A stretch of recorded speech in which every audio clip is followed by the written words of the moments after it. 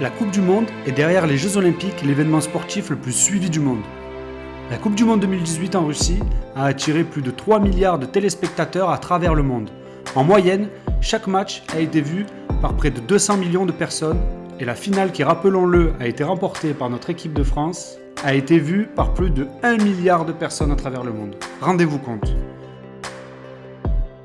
Depuis près de 100 ans, tous les 4 ans, la Coupe du Monde est un incroyable spectacle qui produit à travers des matchs de légende et des parcours exceptionnels des magnifiques émotions. Quel amateur de football n'a pas été marqué par un match, une action, un but ou un joueur durant une Coupe du Monde?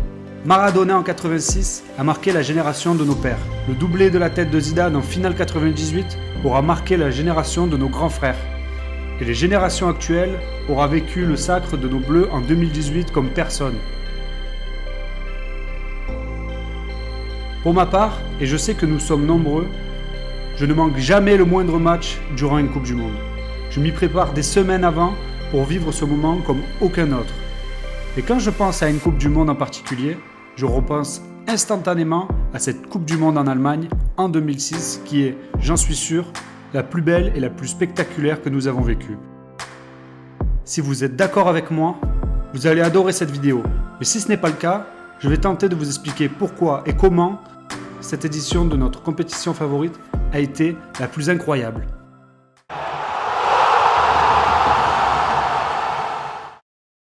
Tout d'abord, je n'ai absolument rien contre l'organisation d'un mondial dans un pays tel que la Russie en 2018 ou celle du Japon et de la Corée en 2002. Le spectacle était au rendez-vous et j'ai vibré devant mon écran comme à chaque Coupe du Monde. Je suis persuadé que bien qu'elle soit controversée, la Coupe du Monde au Qatar sera un moment magique et aura à coup sûr sa dose d'émotion et de surprise. Mais soyons honnêtes, une Coupe du Monde dans un pays de football n'est-elle pas exceptionnelle ?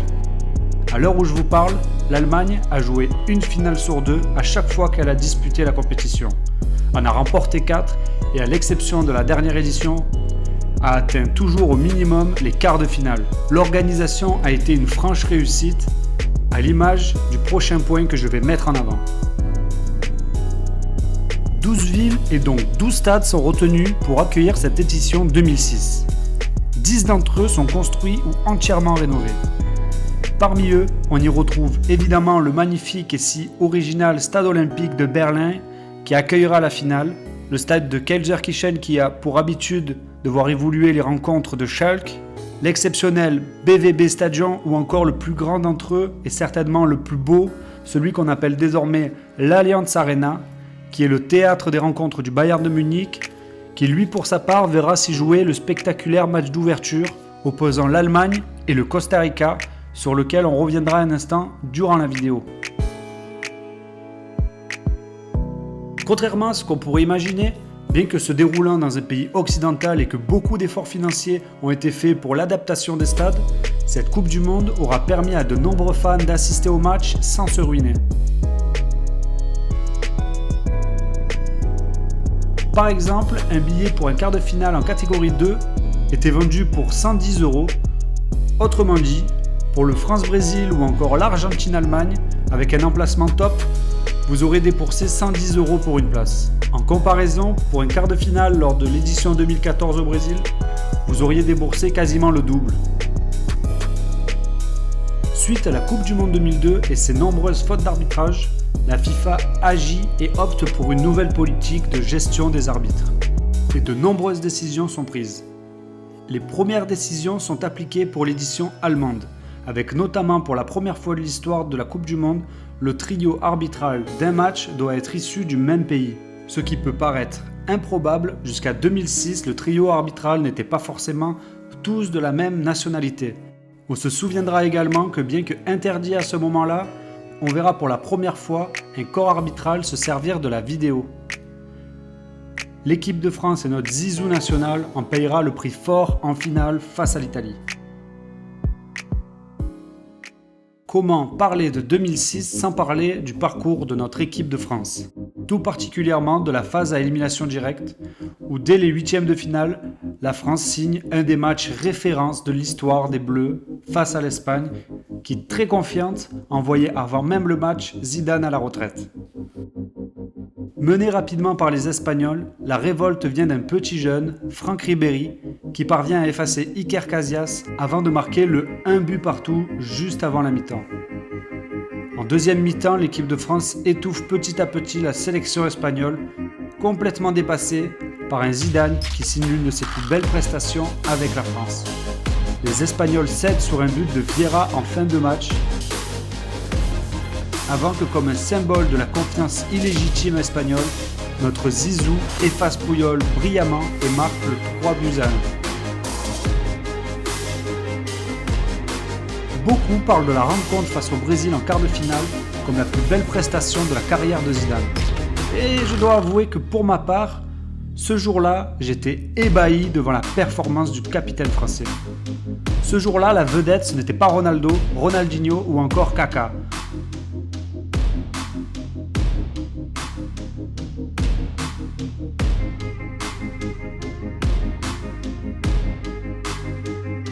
Et justement, c'est sur un coup franc déposé par Zidane sur Thierry Henry que la France marque l'unique but d'un match qui porta les espoirs de tous les fans français pour un remake de 98 et d'un nouveau sacre mondial.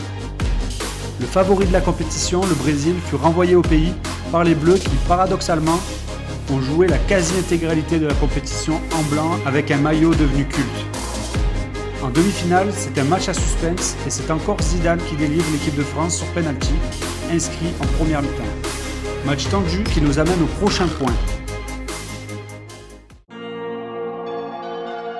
Il est relativement rare ces dernières années d'assister à une finale aussi agréable à regarder, avec du suspense, du spectacle et des faits de jeu aussi importants. Il faut dire que l'enjeu est tel qu'il peut paralyser les joueurs. Il serait difficile pour moi de vous vendre une finale telle que celle de l'édition 2014 au Brésil, qui a vu l'Argentine et l'Allemagne jouer un jeu stérile et avec aussi peu de spectacle. En 2018, la supériorité des Bleus sur la Croatie, ou encore celle du Brésil sur l'Allemagne en 2002, nous avait évité tout suspense. Le 9 juillet 2006, l'Italie et la France s'apprêtent à s'affronter au Stade Olympique de Berlin avec un favori, l'équipe de France. Et là, niveau suspense, on n'a pas fait mieux depuis. Deux équipes liées de toutes parts. Beaucoup de joueurs jouent ou ont joué ensemble en club, notamment une statistique folle de 19 joueurs sur les 46 sélectionnés pour la compétition ont joué à la Juventus. 6 ans après la finale de l'Euro 2000, qui donne un esprit de revanche aux Italiens, ça donne la couleur de cette rencontre qui va rester mythique. Le scénario du match, on le connaît tous. Malouda obtient un penalty après seulement 7 minutes de jeu, penalty devenu légendaire, transformé par le numéro 10 français Zinedine Zidane.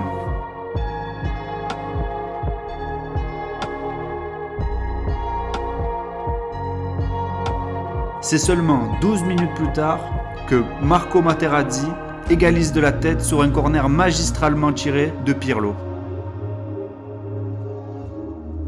À 10 minutes de la fin du match, un premier fait de jeu.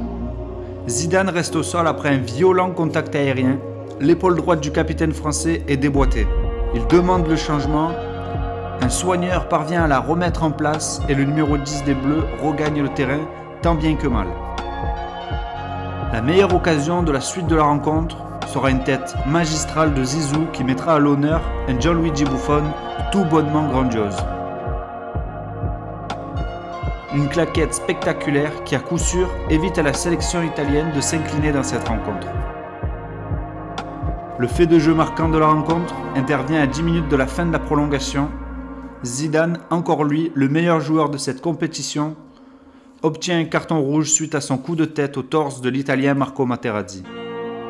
L'arbitre ayant été averti par son assistant a donc, comme on l'a vu tout à l'heure, inauguré la vidéo-assistance.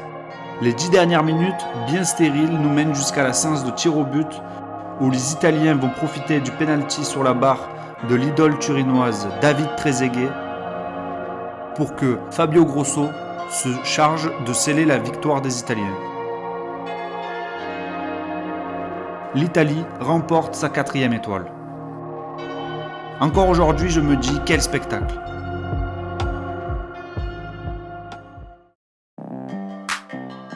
En plus de cette finale qui restera gravée à jamais dans nos têtes, on peut ajouter une série de matchs spectaculaires tels que le France-Brésil ou le France-Espagne. Le match d'ouverture Allemagne-Costa Rica m'a marqué également par le spectacle qu'il a fourni.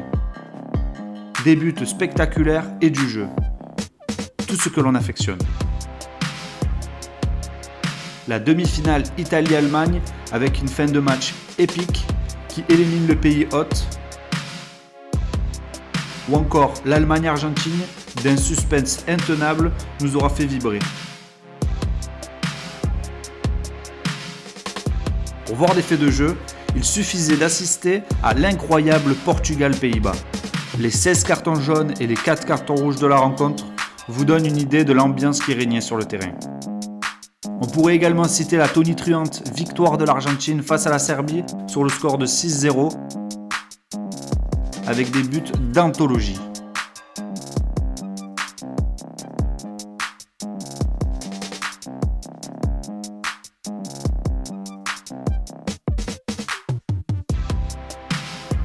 On a pour habitude de voir des Coupes du Monde avec au moins une grande nation du football mondial qui manque à l'appel des 32 qualifiés pour l'événement. Notamment en 2018 où la Squadra Azzurra n'avait pas su se qualifier en barrage face à la Suède. Il arrive très souvent de voir une sélection de renom être éliminée prématurément, voire même dès la phase de groupe. L'Italie, alors vice-championne d'Europe, est éliminée par la Corée en 8e de finale de l'édition 2002. La France en 2010 avec l'épisode du bus qui nous a tous marqués, ou encore une fois la France et l'Argentine en 2002. Mais cette fois en 2006, l'ensemble des nations majeures se retrouvent en 8e de finale. En quart de finale, on retrouve 6 des 7 nations déjà vainqueurs de la Coupe du Monde. C'est assez rare pour le souligner. Il n'y avait que du lourd. Autre point marquant, après l'élimination du Ghana et de l'Australie, la totalité de ces équipes sont originaires d'Europe ou d'Amérique du Sud.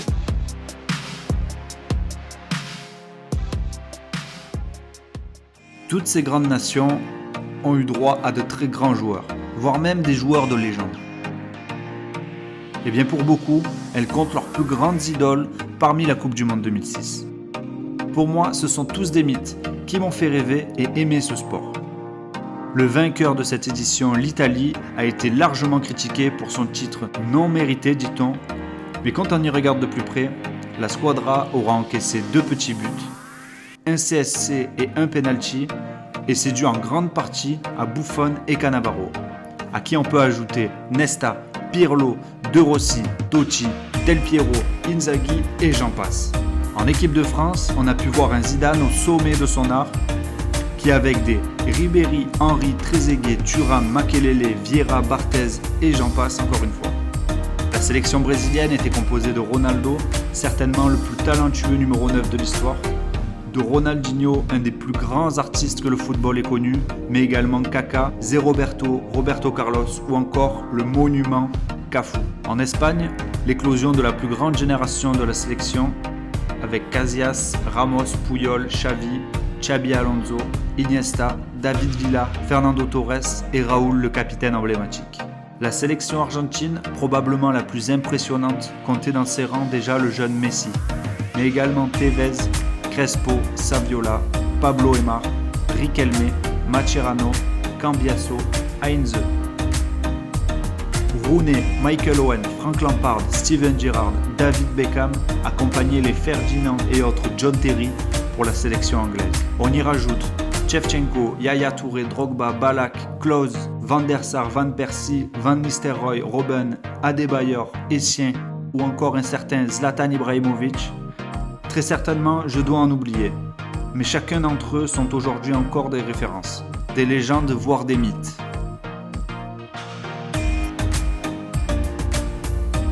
Quoi rajouter de plus pour vous convaincre de cette Coupe du Monde d'anthologie ? Pour ma part, j'ai adoré faire cette vidéo, parler de la compétition qui m'aura le plus marqué. Si tu as également partagé mes émotions pendant la Coupe du Monde 2006 ou si tu as un souvenir que je n'ai pas cité durant la vidéo, écris en commentaire ce qui t'a marqué le plus dans cette édition. Pensez à liker la vidéo et à très vite pour une autre histoire du football moderne.